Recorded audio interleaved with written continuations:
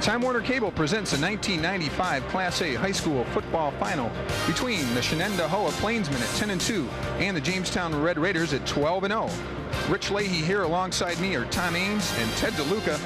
From the Carrier Dome, we welcome you to the campus of Syracuse University. And guys, looks like a great offensive game. Two teams who can put the ball in the end zone. And Ted, if you look at the Plainsmen so far this year at 10-2, let's take a look at how they got here.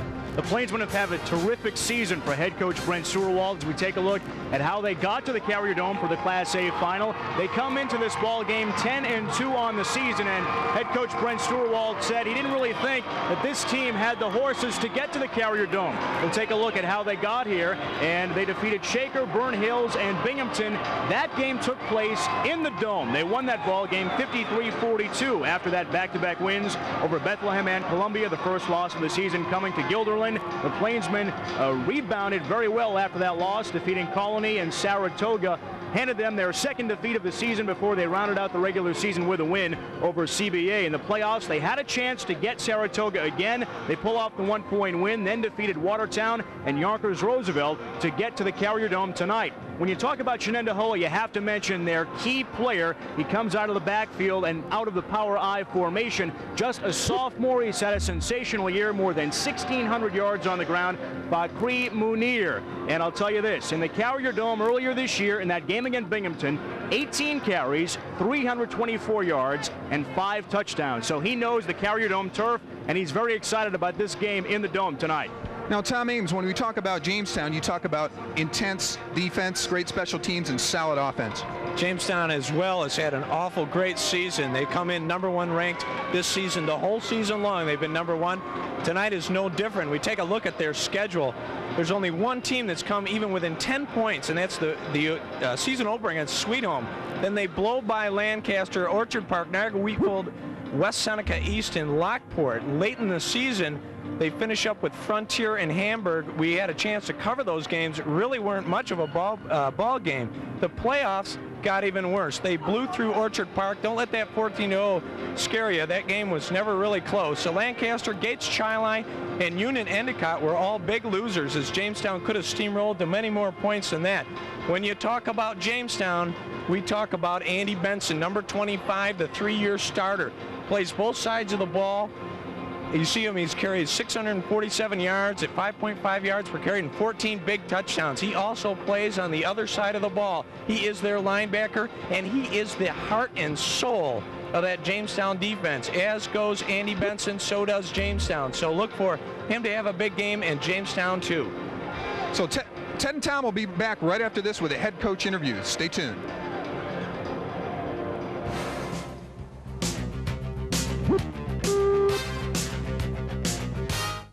It's an all-new lunch menu at the Jamestown Holiday Inn, serving from 11 to 2 daily, with a contemporary variety of items designed for a quick and healthy lunch break or a leisurely 4-course meal.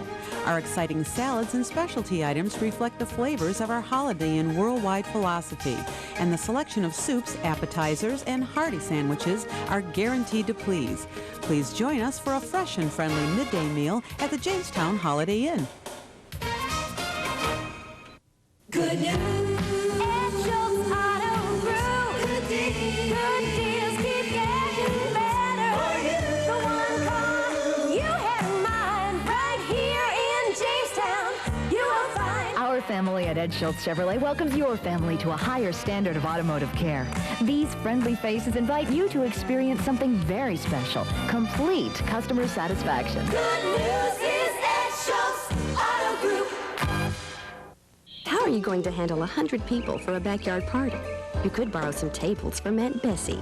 You could buy some nice paper plates. Maybe they'll even be on sale. Or you could solve it all and rent what you need at Taylor Rental. We have the ingredients for a successful party.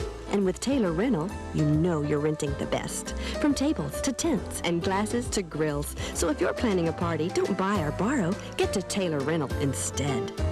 Rowan Taylor Rental, where customer satisfaction is our main attraction. Come to the softer side of Sears and see all that glitters in holiday apparel. Many selections for someone special. Jim Kelly's quarterback corner at Sears for all the sports fans on your list. Snuggle up with Christmas throws. Shop Sears Brand Central, great ideas and great prices. For the handyman, it's Craftsman's tools and hardware. Sears Christmas Shop can fill your home with holiday joy.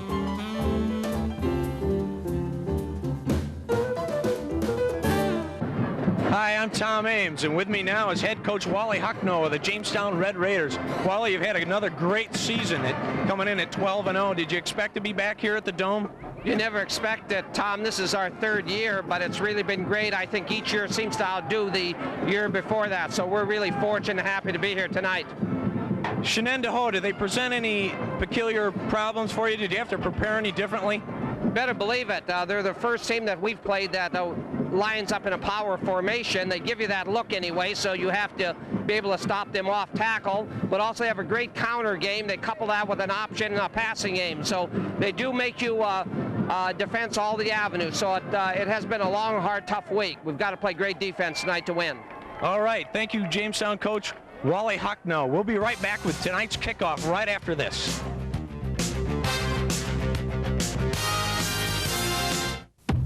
The new Mazda Sport Truck, B2300.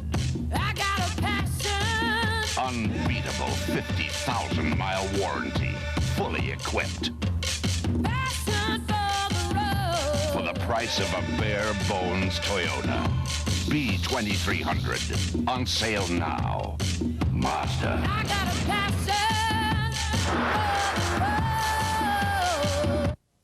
Hi, I'm Barry Benson, president of AAA Jamestown Automobile Club. Many of our 16,500 members join for our road service. Others join for our tour books, maps, triptychs, and discounts on hotels and car rentals. We also offer a full-service travel agency, which is open to members and non-members alike. We arrange personal and corporate travel anywhere in the world, and our group tour department plans a variety of escorted tours. Stop in and see for yourself why we've been growing for 80 years. This is Terry Woodfield of Edward D. Jones & Company with a quick tax reminder. IRAs are one of the best ways to save for retirement, and many individuals still qualify to make contributions that are tax deductible. If you're one of them, you know the April 17th deadline is approaching. If you're not sure whether you qualify for a deduction, call today for a free, no-obligation analysis. 763-7491. Member of the New York Stock Exchange and SIPC. Love of my life, it hurts me to see you like this. You just haven't been the same. But soon you'll look as good as new. I'm taking you to CarStar. At CarStar, we know how you feel about your car. We know you want quality work and you want to be treated fairly. In this world of uncertainties, we'll give you a guarantee. You're beautiful. CarStar, where America goes for quality collision repair.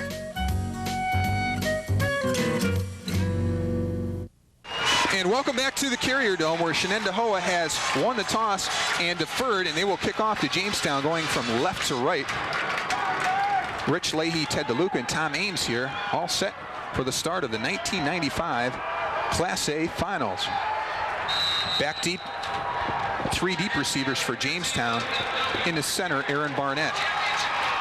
And the kick by Morgan Brooks, taken and fumbled on the 15, now picked up by Barnett, cuts it inside, and he'll get up to about the 27, where a host of Plainsmen take him down.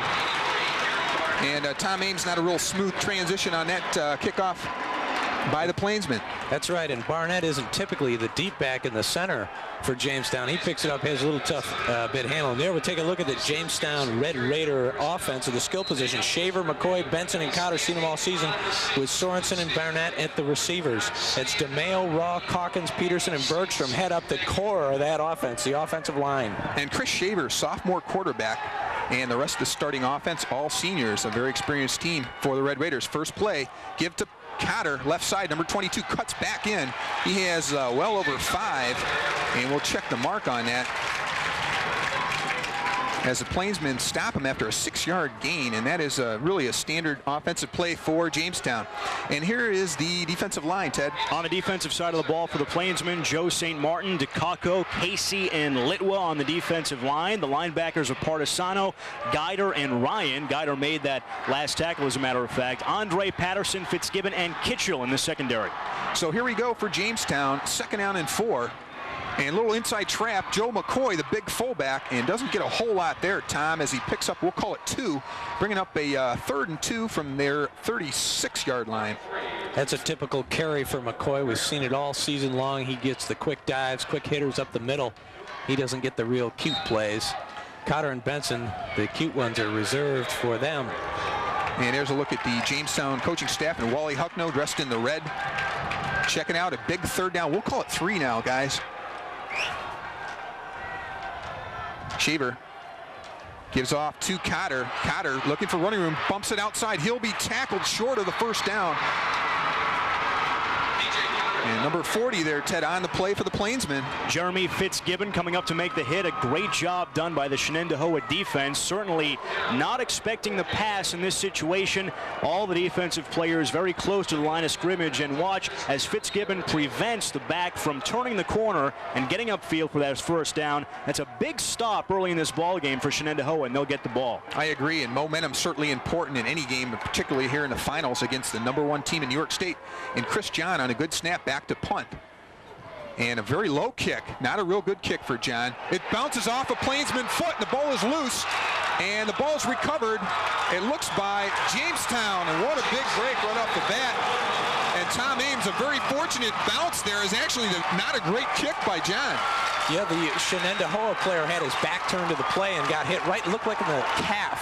And Aaron Barnett, I believe, number 83, there we see him on the screen, was on the ball, and it was very close to who could recover there. I think here we'll take another look here, and we'll see. You watch Barnett scrapping for it at the very end. It was anybody's ball, really. He got there at the same time.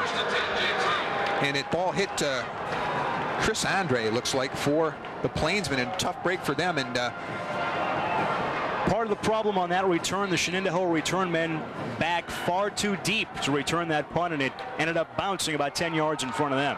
On the 1st down off the turnover, about the 30-yard line for Jamestown. This is Corey Itzen, a quick sophomore. Not a lot of room there as he cuts it, and we'll call it a gain of a half yard, but excellent defense, Ted, that time by the Plainsmen stringing that play out. Exactly. They're doing a good job early in this ball game on the Carrier Dome turf of running down these plays laterally, preventing the Jamestown backs from being able to turn the corner and get upfield. This is a very fast track in the Carrier Dome. The Shenendehowa players did play here earlier this season against Binghamton, the 3rd game of their year, so they are familiar with the ability of their speed on this turf in the dome. Little different formation, little I set 2-back set. Corey Itzen is the wing to the left for Jamestown. 2nd man through, and that's Benson to the left. Not much doing there. Again, 68 in on the play. And that is... That's Chris Guider. Chris Guider, exactly. Nice play there. And again, off the point of attack, Shen looks really quick off the ball. They do. The Plainsmen are very fired up for this game. They know that they're the underdogs coming into this situation against the defending state champion and 12-0 Jamestown team. And Guider is fired up. He's made a couple of big hits early in this 1st quarter. And Tom Ames, I'll throw this to you with the stacked defense here by Shen. Does Wally Hucknow go to that play action? He doesn't like to throw a lot, but is this something you need to do here early in the game?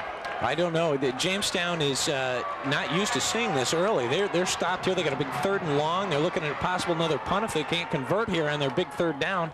There is a play action, and he's got Benson open. He looks long, though, and that may be picked off, and it is. No, he calls him out of bounds, and that was number 3 there in defense. Chris Andre on the defense, and I'm sorry, yeah, that is number 3. Chris Andre with some great coverage as Sorensen, the intended receiver, and we'll take a look at that again. Nice play by Chris Andre as he will go back into pass coverage once again. There you see him make that pick inside the 5-yard line. And I guess the leg was out. Well, Jamestown making a decision here. Do you go for it here? I assume looks like they're going to do that. Go for it, and not really advantageous to punt from the 28. Have to go for it in this situation. No question. So now a big 4th and 8 situation for both teams here early in the game. And it's a wing left, and that's Benson. And there's going to be a delay of game, I believe, on Jamestown, as it looked like Shaver was intending to pass that ball. And now we'll see if Wally Hucknall elects to pooch punt that. And there it is, delay of game. It was already going to be a 45-yard field goal had they made that attempt. Chris John has the leg for it, although banged up a little of late and hadn't had a lot of success. We saw it last week.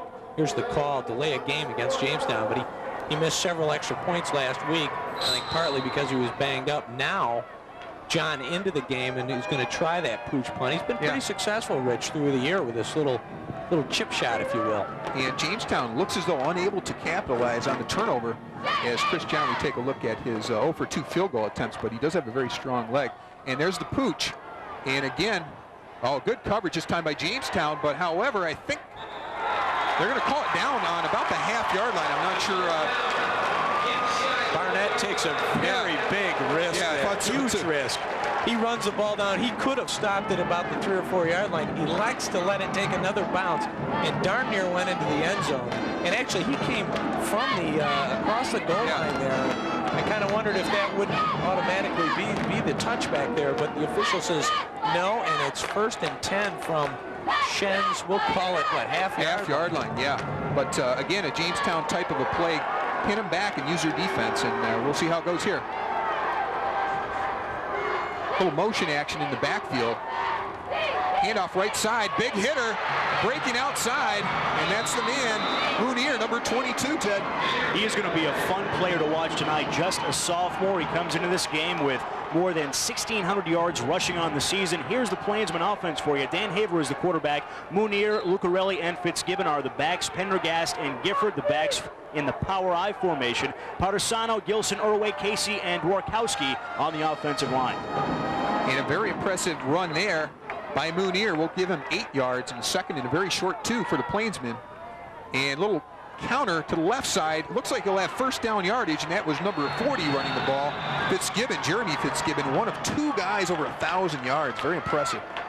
The Plainsmen have used the ground attack all season, and head coach Brent Stewart does have some confidence in his quarterback, but they don't throw a whole lot. On the Jamestown defense. And it's Ryan Calkins, Jeremy Peterson, Derek Dawson, Barnett, and Sorensen round out the defensive line. The linebackers, just 2, Benson and Pike. And the secondary is Cotter, Mishishima, the junior, Itzen, the sophomore, and Coakley Tan. First down. Handoff again. Mounier, he breaks another one, cuts back, finally dragged down by Pike. And very good line play up front by Shen as they are blocking Jamestown off the ball, something that does not happen too often to the Red Raiders.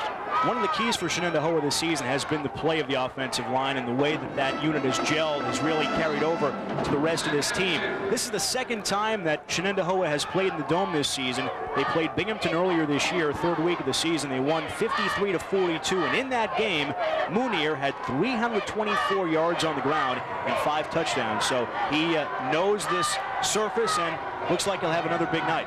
Power right for Haver. Got some motion. Quick pitch, Mounier. A lot of pursuit this time by Jamestown. He's dropped for a big loss behind the line of scrimmage. And we'll credit Pike in there, Tom. And along with Andy Benson, I think he got him around the ankles. That's the kind of Jamestown defense that we've been accustomed to seeing. As we take another look here, you'll see Benson coming in from his left linebacker position, shoots the gap, and boom, wraps him up around the ankles. And there you see number 83 Barnett and Pike finishing him off. But that's the kind of football, the Jamestown football, that we would come to see. Punching out 7-8 yards of pop here, as Shen has been doing, is frightening if you're a Jamestown fan. Brings up now a 3rd and 7. Haver, long snap, kind of a funny handoff or pass from center there. Nice pass, 83 wide open, first down, and past the 35-yard line. Rob Ryan on the catch, and that's good for a first down. Shenendehowa doesn't throw all that much, but with 3rd and long, deep in Shenendehowa territory, they do decide to go to the air. The offensive line does a good job in giving Haver, who's 6'5", plenty of time to throw, and he finds the open man downfield. Good enough for first down yardage. And good patience here by Haver as he was going to take the hit, but stood in the pocket well, and as you can see, just past the 35 for Shen. First down now, power right formation. Again, Fitzgibbons in motion. Fake give, it's an option run. Haver keeps it, lots of yardage, past the 42, the 42. And Tom Ames, it's something you don't see a lot. First down yardage over 5 yards against the Jamestown Red Raiders, and so far Shen has done it on this drive. No, you don't. Jamestown's got a very stingy front five there. One thing, I had an opportunity to watch Shen in their last game on film, and wherever Fitzgibbons goes, and that's number 40, the ball surely will follow, whether it's in his arms or he is a lead blocker. 2nd and 4. Good run, Fitzgibbons, second effort. He fights and could have first down yardage. I think he will.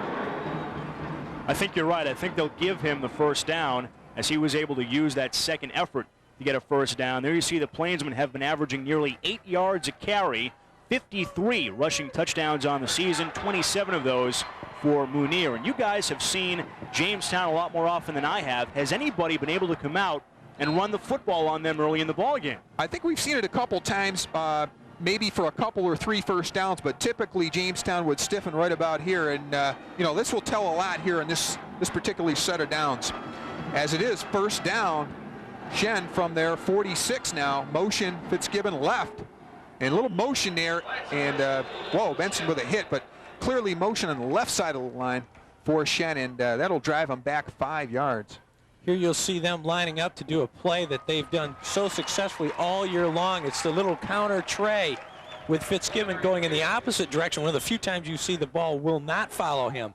They intended to pull the left guard and the left tackle to run and pull over the right side, where they typically fake then to the front back, normally the fullback, and a give to the tail of the half, following those two, the guard and the tackle that have just pulled to the right side. And look for that play.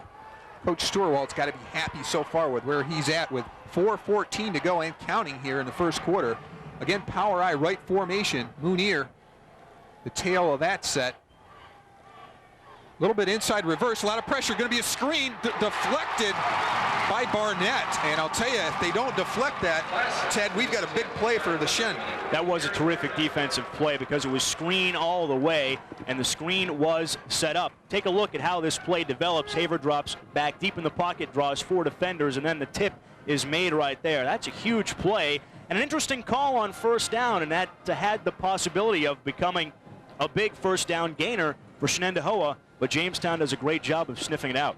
And you got to expect Shen to do more of that with a great penetration that Jamestown has. Those are the kind of things that you need to do to have an opportunity to beat them. And it brings up 2nd and 15 now. Munir off the left side, good hole, big one-on-one with Cope. He takes him, and Pike from the backside, and what a one-on-one move, excuse me. Copley Tam, sorry there. Copley Tam, number 37, and Munir in the open field just left him. It's a 38-yard gain. We'll see Tam heads up, got his shoulders to the football, just like they tell you, but he makes a great move here. And if not for Itzen here, number 31, and Pike finishing him off there, that was 6 points. Itzen being very quick. Probably the only guy on the field that was going to keep up with Munir on that. So now a first down deep into Jamestown territory at the 22-yard line, off left side, 37, picks up 2 or 3 yards. Lucarelli, and we'll call that a 3-yard gain there for Shen. And the surprising thing to me is there's a player down for Jamestown, and officials timeout on the field, is the I guess the relative ease so far, gentlemen, of the blocking of the line of Shen, just getting off the ball. And I haven't heard Dawson, Calkins, or Peterson, who have really dominated the games up to this point for Jamestown. No, the Shen offensive line is up 222 pounds on average to 197, call it, for Jamestown, which is certainly not there. It's number 80. You see Jeff Sorensen, the injured Red Raider, coming off the field. But Jamestown is typically used to being undersized on the defensive line, but not getting blown off the line of scrimmage as they are so far on this drive. 2nd and 7. First man through, it's a fake. Pitch out Munir, nice move. Cotter slows him down and gets some help from other linebackers there. But a play and a series, Ted, they run quite frequently, Shen. The pitch that time a little bit behind Munir. Unfortunately, it wasn't a terrific pitch to set him up for a chance to carry the ball upfield. Take a look at this. The blocking is there. The pitch is a little bit behind him. He has to take a split second to come back to the football, and that allows the defense to come up and make the hit. And credit the Jamestown interior line for forcing the bad pitch. Off left side, Munir, this time bottled up by Benson, and he's got some help from, looks like, Calkins and Barnett. So Jamestown stiffens on 3rd down. An all-important third down there, as they were in the red zone and still are by a whisker. Looks like a field goal attempt here, Ted. And what kind of range does David O'Toole have? He's the kicking and punting specialist for the Shenendehowa team. They've scored so many touchdowns this season. He really hasn't had a whole lot of field goal duties. So we'll see how he makes out in this climate-controlled Carrier Dome. From the 37-yard attempt, the kick is up. It looks long enough, and it is good. O'Toole connects from 37, and the Shen Plainsmen take a 3-zip lead here with 1:56 to go in the first quarter. Those are the first points that Jamestown has allowed in the playoffs, and just an amazing run that they've had coming into this game. And you have to know that Shenendehowa will take any points they can get tonight. You know, after that, the way that drive started and continued to roll, I'm kind of, as a Jamestown fan, I guess, if you will, if you're looking at it from that perspective, thinking that 3 points was okay to get. Yeah, I agree. I think Shen was very successful in moving the ball, and if not for a couple fine tackles in the defensive backfield, we're looking at a 7-0 deficit. So agreed, from one standpoint, they held them to the field goal, but you have to be concerned if you're a Jamestown Red Raider fan at the way they move the ball up and down the field. The drive covered 99 yards in 14 plays, and one of the other positive aspects for that drive for Shenendehowa, they took some time off the clock and kept the football away from the Jamestown offense. Exactly. And back for the kickoff, Benson, Itzen, and Cotter. We'll see, this is different from the opening kickoff. Exactly. Where Barnett was the center deep man and had a little trouble handling the football. Brooks taken by one of the short men there. That looks like Mishishima, possibly. Sorensen, sorry, number 80, Jeff Sorensen. And on the short kick, takes it back to, we'll call it the 31-yard line, just over the 30-yard line, where the Jamestown Red Raiders are set to go on offense. Jamestown certainly needs to establish the running game much better than they did in their first possession, as they were unable to really smash it down the throats as they've done so well all season long.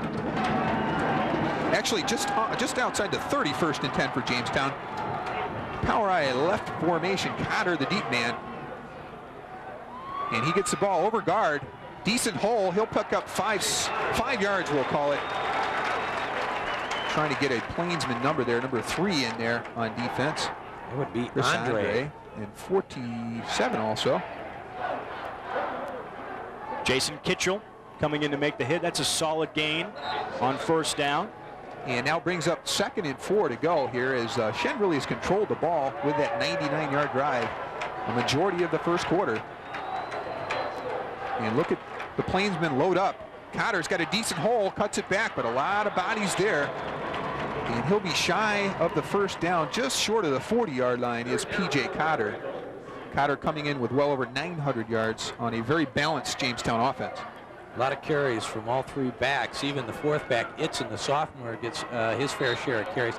I made an observation, and it's something I also noticed in the tapes, is that Shen typically lines up in what looks to be a 5-2, but it's actually a 3-4 with the 2 outside linebackers in a 2-point stance. And there you'll see them right there on the right side, and they won't rush, but they are reactive and they've done well. There's McCoy. He's got his balance. He could go. He's got great speed, and he will go. Joe McCoy will rumble down the sideline, number 43, for a touchdown. And let's call it 61 yards. Big Joe McCoy, the 240-pound fullback, and I guess, Ted, when you stuff everyone in the line of scrimmage, you're kind of subject to that big game-breaking play. Well, Shenendehowa is having all the defensive players play the run, and we'll see the back slip the tackle on the corner, and after he's able to get by Andre on that play, he is gone down the near sideline. 61-yard touchdown run, and Shenendehowa gambling by playing that run so aggressively. If you get by the initial line of tacklers, there's nobody else back there. Agreed, Ted, but I don't think there's any other way to play it when they come power football in that fashion. And Joe McCoy, not only a big guy at 240, but he runs somewhere around a 4.6, 4.7, somewhere in that neighborhood. He's pretty quick. It's been a two-edged sword, I think, for Shen's defense, as we see John's extra point attempt is good. And now Jamestown, on the strength of really one play and one first down, Joe McCoy, 61 yards, takes a 7-3 lead over the Shen Plainsmen with just 16 ticks here left in the first quarter. You know, to finish that thought, the two-edged sword for Shen's defense is that they bring so many guys to the line of scrimmage, but I think that's the sole reason why they stuffed Jamestown on the previous drive. They had so many guys at the line of scrimmage, and as Ted said, once you break through, and a guy like McCoy, too, who can shed a couple light ball tacklers at the line of scrimmage, he's gone. And I think it was a slip tackle there and really had a decent shot at him. I guess it was number 3, Ted. And there he goes. It was Chris Andre. Yeah. Tried to bring him down around the ankles, and Andre did a good job of trying to fight off his block. There wasn't a whole lot that he could do, and as you guys said, McCoy, he's big and he's fast. 6'2", 240. And Chris John now, number 19, set to kick off. And Munir and Fitzgibbon back deep. And boy, you got to be, and there's the drive, a 3-play, 70-yard drive. And obviously McCoy's run was the majority of that. But kicking the ball to Munir is not something anybody is really looking forward to doing. And we'll see if Jamestown tries to kick away from Munir here. They may try to do that. Munir is really the guy who makes it go for them. And that's what they're trying to do, and a great kick by John.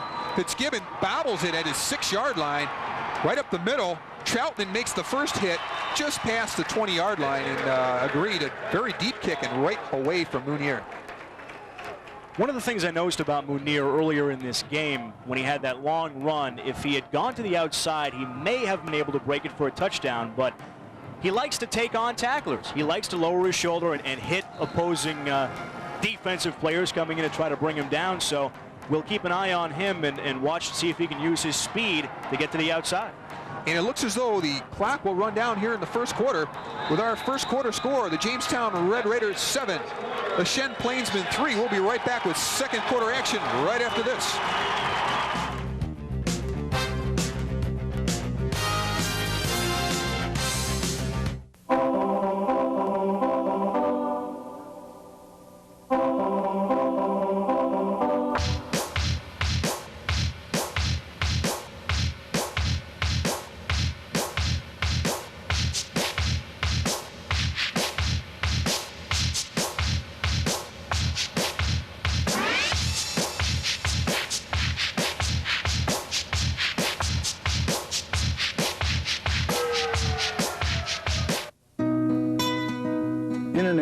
Doctors don't make house calls, and shopping is done in impersonal strip malls. Why does John Deere have dealers that still deliver, that help you with parts and service, and answer questions on lawn care?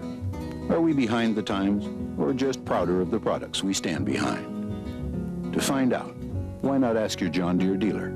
He's right where you need him. Zama Matson, women's basketball at JCC. What do we have in common? We all wear John Deere green.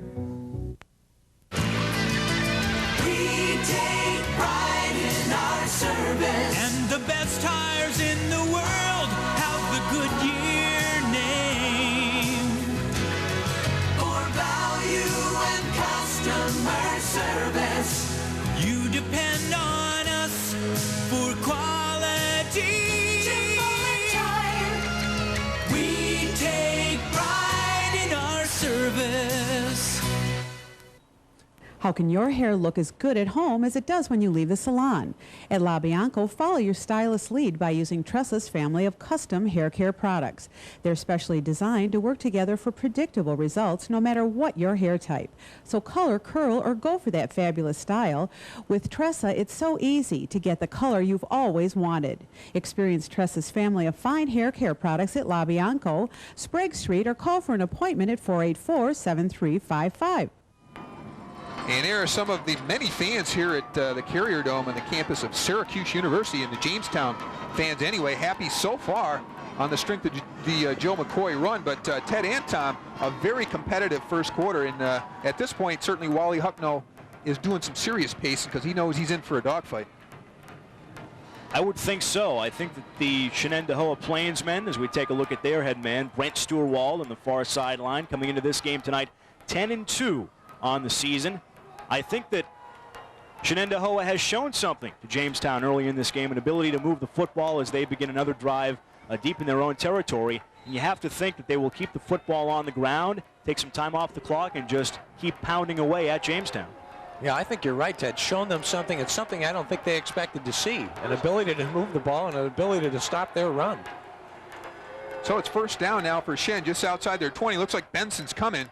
Quick pitch outside. That's Fitzgibbon cutting in. He's got decent yardage. And we'll give him 4 yards anyway. We'll see how they spot that. Looks like P.J. Cotter in on the stop along with Ryan Calkins. And Jeremy Fitzgibbon, not only a good runner, but obviously a fine lead blocker for Mounier. As I have a stat here on Shen, over 4,000 yards rushing. Is that possible? It's unbelievable. Really, that works out to be about 375 a game or something like that. Unbelievable. Second in, we'll call it 6, Mounier right. Tackled after a short gain of 2 yards, and it looks as though Cotter and Calkins in their time. Agree. Nearly losing the ball there. Cotter trying to strip it. Knee was down, of course. Looks as though from a Jamestown standpoint, they want to get to Mounier in the backfield, get a hold of him, because once he's out in the open field, you can just about forget about it. He is tough to get a hold of. So now 3rd and 5. Sorry, Tom. They're a big option team, although we haven't seen a lot of it, and I'm wondering if their success might be limited against a quick Jamestown defense. Quick hitter over the right guard, and not a lot there as Fitzgibbon will be stopped by a host of Raiders. And looks like Mishishima was up there tight from his defensive back position, along with some other defensive line players for the Red Raiders. Here, we'll take another look at that. And just when I say that option or belly or veer football, if you will, is not in the game plan, and here they run one, and it's a give to Fitzgibbon on the fullback right up the middle, but that was an option set. And they were running veer to the right side. Pike and Mishishima in there, and back to kick David O'Toole, who also has a fine punting average coming into this ball game. On the rare occasions when he's had to punt. Very few times. With the Shenendehowa offense. They run out of the power I, and they can go to the option out of that formation. But I think in this game tonight, until they don't have some success, they'll probably go with the tackle running attack. That's what we've seen so far, and we'll see if that's a successful game plan for the Plainsmen and head coach Brent Stewart. Timeout on the field. Wally Hucknow out on the field talking to his punt return team. And I don't know why you take a timeout there unless maybe not the right personnel on the field or what have you. But Wally Hucknow talking to Andy Benson, trying to get his guys a little fired up as he knows he's in for one here, and he wants his guys to kick in a little bit. But a nice job of defense that time by Jamestown in finally shutting down Mounier in the fine Shen running game. They've got to be thrilled with that series. I mean, after Shen just marched down the field just before the quarter expired to get their field goal. O'Toole at 5'9", 135, back on about his 13. Nice snap, a lot of pressure, very short line drive type kick, bouncing around. Grab there, looks like Cotter coming this way. Gets a block from Copley Tam on a nice one, but can't quite turn the corner. And he'll get just past the 35-yard line. A fine tackle there. It's Dominic Recupero, number 42 for Shannon on the tackle. However, the Red Raiders have excellent field position here on their next drive start at the 36-yard line, we'll call it. And I think Shen on the defensive end now really needs to regain their composure, Ted. Try to play some solid defense, try to get in a little bit of a field position game on their side. You know, I think that they still have some confidence because it wasn't as if Jamestown stuffed the ball down their throat. It was that one big play as McCoy was able to get to the outside. So if they can contain these guys, they should be all right. There is Cotter cutting in, and I'll tell you, the pursuit of Shen, they're actually beating the lead blockers for Jamestown into the backfield, cutting behind them, if you will, behind a Benson and a McCoy. And we'll take a look at that again if we can. Let's take a look at that Shen defense. Pat Casey will come up to make the hit, number 77. And there you see one of the defensive linemen for Shenendehowa keeping the play inside so that back can't get to the outside. Casey goes both ways, both offense and defense. 6'4", 225 pounds. Apologize, we don't have a 70 on our roster, so we won't be able to pick that name up for you. But it brings up second and a long 9. Little inside handoff, Cotter, not much doing there. And just what Shen wanted to do is stuff Jamestown here on this drive, bringing up a 3rd and long. And again, Tom, back to you. Wally Hucknow, does he stick with the standard running game here or try to throw the ball? I think they stay with the running game. They've had a little more success tonight with between the tackles as opposed to pitching it out and the quick hitters to typically Cotter with Benson leading going outside the tackles. But tonight they've had, although that last play wasn't too successful, between the tackles and where the success has been, I think McCoy needs to carry the ball a little more. 3rd and 8. There goes Cotter, got some guards pulling. Going to cut it outside, got a chance at the first down. He's got it. Nice tackle over there by Andre, Chris Andre, the cornerback, but a very good play there. Rich, that's going to be very close to the first down. The marker's just about at the 47, and that's where the ball rests. Let's take a look here as you see Peterson and Rao both pulling for Jamestown. Nice block by Rao and Peterson, and then forcing Andre, as you can see on the outside. We'll see. Boy, it depends on where the... Actually, I was looking at the marker. He got it. Yeah, he got it. Very good. I think his knee came down beyond the marker. Good enough for a first down. Great pursuit by Chris Andre. He had to come all the way across the field to make that hit, but he was there just a little bit too late, and a fresh set of downs for Jamestown. And as opposed to the previous play, the lead blockers made the plays and allowed Cotter to pick up the 8 in just a sliver. And they'll have a first down from their 46. 8:42 to go here. Jamestown up 7-3 in the Class A finals from the Carrier Dome. Benson up the middle, past midfield. Nice tackle there. One thing I note on this Shen defense is they hit. They're a very physical team. And a nice matchup between the two. Very small, quick, not necessarily small, but medium-sized Class A teams, but very quick and physical as Chris Shaver gets the play from the sideline.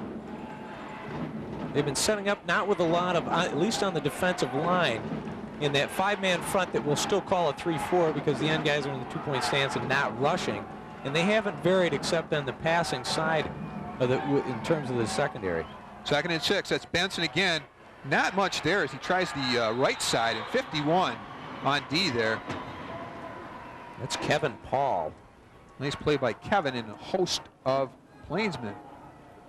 Love the way Shenendehowa swarms around the ball carrier, and when they hit, they keep their legs driving, forcing the runner backwards. Excellent base tackling for Terrific. Sure. Not a lot of arm to tackles. See guys hit like that on the high school level is rare, and these guys are doing a terrific job. 3rd down conversions. Red Raiders just 1 for 3 so far, and they would like to improve on that here on a 3rd and a long 4. And here's a little reverse action. Barnett's going to have to cut that in. I don't think that's going to work. And 68 there, played off the block and made a heck of a play.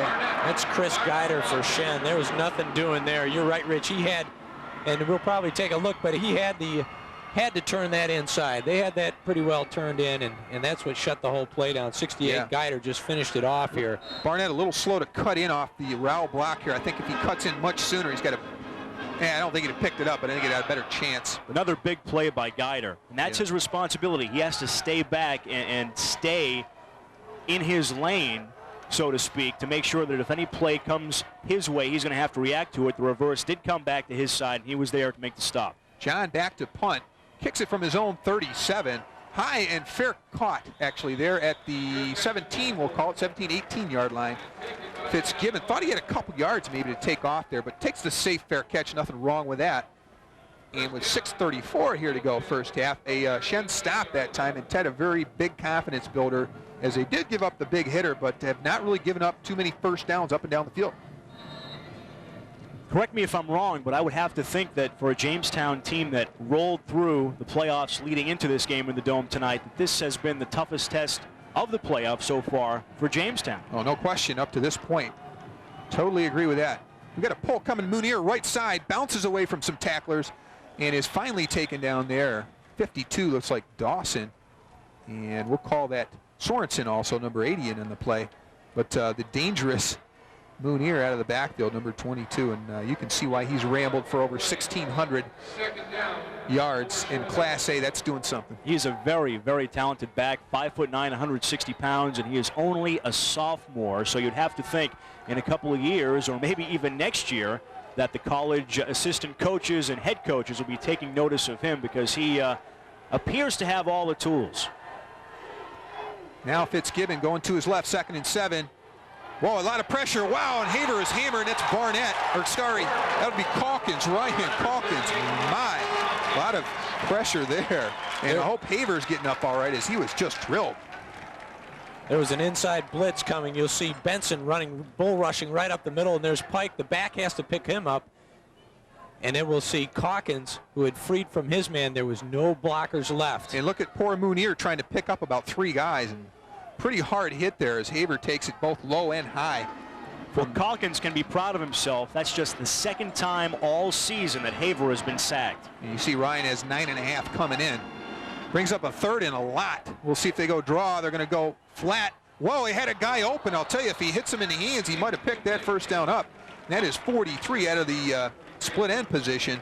That's Ed Horn. And I'll tell you, Ed was fairly well open there. And very dangerous there, too, as we take a look. He was cutting across on a little slant over the middle. And boom, he had a lot of room ahead of him if he catches this ball. And right here, you'll see Joe Mishishima, number 20, the little thief in the defensive backfield, almost coming up with an interception. Quick snap, and on the punt, O'Toole gets some good height on it. Benson, with a lot of pressure, is going to let it bounce. And he'll block Andre, and a good bounce for Shannon. You want to figure that Benson wants to fair catch that, I'm guessing. He's an excellent punt return guy, but I think if he had to do that over, and he typically doesn't make bad decisions, but I think that's one that cost him a few yards. It did. Looks like it cost him about 15 yards. And entering this game, O'Toole had punted only 9 times this season. He's already been forced to punt twice tonight. So for both teams, defense has been getting the job done early in this ball game. Exactly, and possibly coming into this game with Jamestown averaging 28, very impressive 28, and Shen at 33. Maybe we were looking for more of a I think Howard you're right. thing here. I think you're right. That is a credit to the coaching staff, Sir Wally Hucknall. Looking on his team now with a 1st and 10 from the 33. It's straight drop now by Shaver. Looking deep. He's got Benson. He's got a great arm. He's got Benson open. He catches. He's gone. Oh, my. Chris Shaver hits Andy Benson from 67 yards. Jeez, that was gorgeous. You can't do it any better. That is the prettiest throw and catch I have seen from Jamestown all year long, which I guess isn't saying a lot. They don't throw the ball, but as we take another look, Shaver, you watch Benson fully outstretched, lays it perfectly on his fingertips, and credit Benson for hanging on to this thing. Beautiful grab. Great grab. Oh, man. And you know, you have to feel bad for Scott Patterson back there, the old man on the island, so to speak. Yeah. Just a step slower. What can you do? You just try to keep up, and what a catch. That was a huge grab. I really thought Shaver had overthrown him. I just couldn't believe he was going to catch that thing. Well, credit Benson. Doesn't slow up as often people do when they get in those fly patterns. He kept full stride, and there we see John with the extra point kick is good as Jamestown now jumps up to 14-3 over Shen Plainsman. And this time via the pass over 60 yards. 2 huge offensive plays for Jamestown vault them to a 14-3 lead. And Tom, not typically a Jamestown type score. 2 long, big hitters. Oh, no, you don't see McCoy taking a 60-yarder usually. You might see Cotter doing that. McCoy's certainly capable of doing that, but what you never see, and I can say that, never see, at least in 1995, is a bomb from Shaver, and we'll take a look at that again. That was a thing of beauty. And Tom, you don't see a bomb from Shaver. Chris Shaver is a sophomore. He's comes into the season everyone knows he's got a heck of an arm. He just hasn't had the opportunity to display it. But I'll tell you, I don't know how far this ball went in the air, but it's got to be 50 plus, I'm guessing. Well, that's why he got the nod at the sophomore over Matt Bell, the senior, who's been a backup last year as well, is because Wally Hucknall says he's got a great strong arm and he's got nice touch. Last week against Union Endicott, then we'll take a look at Shaver right there, number 15, the sophomore quarterback. Last week against Union Endicott, he threw a couple passes, both of which were a little overthrown. One the receiver quit on a little bit, but hey, when you only throw, he hadn't thrown at all in the 2 previous games before that. You know, you wouldn't expect it, but boy, he comes out in a big fashion tonight. John with a deep kick to about the 4-yard line. Fitzgibbon takes it, cuts up the middle, and outside now. Got some room, but finally dragged down over the 20. We'll call it around the 24, 25-yard line. We'll see the spot there, 24. And we'll see what Shen can do with 4:15 to go in the first half. And it has been big play Jamestown, and you kind of thought maybe the reverse. Shen would pop the big play with Moonier, and Jamestown would play the power game. But, you know, when you come into these types of games, you take what the other team gives you, and that's what they're giving them. They're giving them the long pass or giving them the opportunity to break that line. So here we go for Shen. Quick hitter up the middle. Oh, ball's fumbled. I'm sorry. The quarterback kept it. Haver, and a big turnover there as I bought the fake, Ted, and turnover inside the 25-yard line. We'll try to see who gets the hit there. Mishishima obviously on the recovery. This is a very dangerous situation for Shenendehowa. You get the ball back with about 4 minutes to go in the half, down 14-3. You want to mount a drive that's going to get you into the end zone and take some time off the clock, and there the strip is made in the fumble recovery. Benson actually from the backside, he had passed penetration of the quarterback, but looking for the pitch man, stripped it from behind the quarterback, which is not something you see real often. So Benson had great penetration there and was able to come in from behind. I guess if you don't really know who makes the tackle and you can't see Andy Benson away from the play, you're probably real safe in saying that he's in on the tackle. So from the 19, we'll call it, of Shen, the second turnover for the Plainsmen. We'll see if Jamestown can cash in. They did not on the first time. Cotter running to his right, cuts it into, we'll call it the 12, 13-yard line, and pick up of about 6.5, 7 yards. There's a player down for the Plainsmen at around the 15. It looks like number 51 down. That's Kevin Paul. And we hope Kevin is okay. A trainer out to attend to him. But you're right, Ted. Off the big play by Jamestown certainly takes a lot of air out of you, but you just can't come back and turn that thing over and give them another opportunity. You have to score on that drive, too. You have to mount a drive that's going to take all the time off the first half clock. You have to get into the end zone and hopefully go into the half down 14-10 as we see Kevin Paul is up and he's okay. But mistakes have hurt Shenendehowa. They've turned the ball over twice, and all the coaches always talk about we cannot give up the big play, especially in playoff situations. Well, they've turned the ball over twice. As we take a look at Kevin Paul, he takes a serious block on that play from Andy Benson, but he's okay. But the coaches talk about you can't give up the big play in big games. We've seen that they've lost the football twice, turning it over, and both of Jamestown's scoring plays have covered more than 60 yards. So the big plays in this game have certainly gone against what Shenendehowa is trying to do. And Jamestown forced to take a timeout is not really not set with their offensive call there, and a wise timeout really at this juncture of the game. It's a very important second and we'll call it a long 4 here, in obviously in the red zone, in the scoring zone for Jamestown. They need to capitalize here. But yeah, it's got to be a heartbreaker at this point off the turnover now. And but you got to, if you're a Plainsman fan, you got to be thinking a turnover on your own end, make something happen. And we'll take a break real quick. We'll be back right after this. Hi, I'm Tom Ames at Ames Insurance. We offer all of the coverages you might need. Our staff has over 90 years of experience to help you design an insurance plan that is both comprehensive and affordable. Ames Insurance is an independent agency which allows you to choose from a variety of companies to best fit your insurance needs. Whether it's your car, home, or business, whether you have a good driving record or not, Ames Insurance will give you good old-fashioned courteous service at a competitive price. Rosignol's master designer thought of Dual-Tech skis. The world's top skiers tried them. World Cup racers skied their Dual-Techs to a combined total of 6 overall World Cup titles. And extreme skiers, well, let's just say there have been numerous sightings on spectacular terrain. The total Rosignol Alpine system, Dual-Tech skis, inverted overlap boots, and Rosignol bindings. Rosignol, the heart of technology. The Medicine Shop is always ready to serve you. Our skilled pharmacists are here to answer questions and help you with all your pharmacy needs.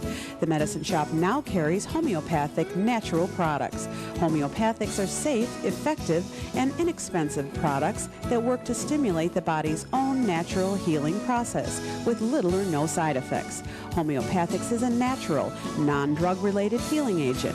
For more questions, stop in at the Medicine Shop at 80s 5th Street in Jamestown. It could be worse. At least no one's hurt. Unfortunately, you can't turn back the clock. But because you're covered by the Prudential, isn't it nice to know that you're protected by a company that you can count on? Peace of mind. It comes with every piece of the rock. Call Connie, Eric, or Carl at the Prudential on Foote Avenue. There's only one word to describe Kawasaki ATVs: tough. But now, buy a new Kawasaki ATV and you get more than tough. You get $225 worth of free stuff, like rear rack side rails, a gun boot, a cover, a ton of tough stuff. So get tough. Get going to your participating Kawasaki dealer. Kawasaki means ATV.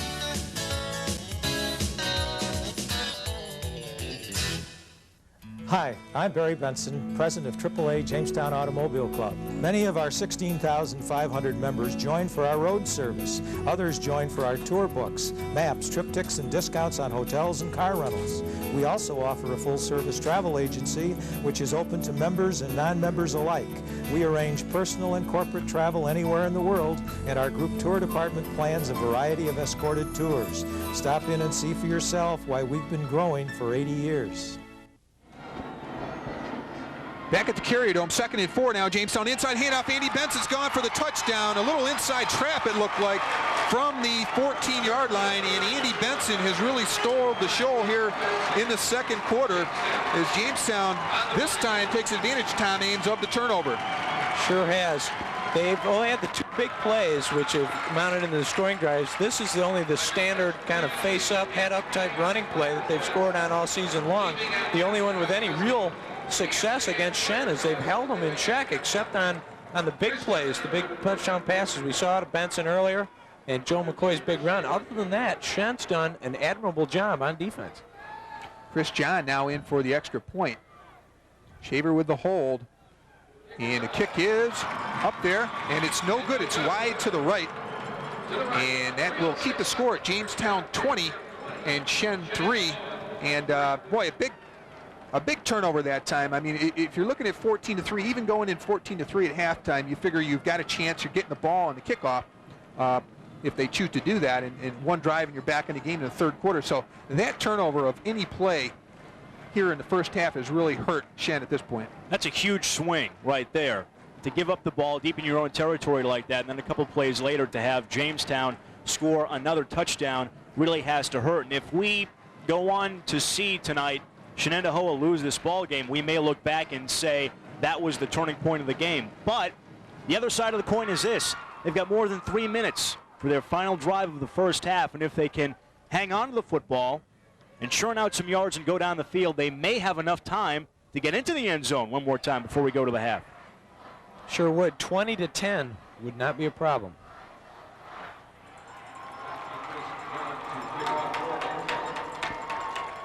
Chris John now actually is out of the game, Tom, and I believe on the extra point he was a little banged up. And we'll take a look before Sanchez kicks off for Jamestown at that touchdown again for Benson. And there it is, and a quick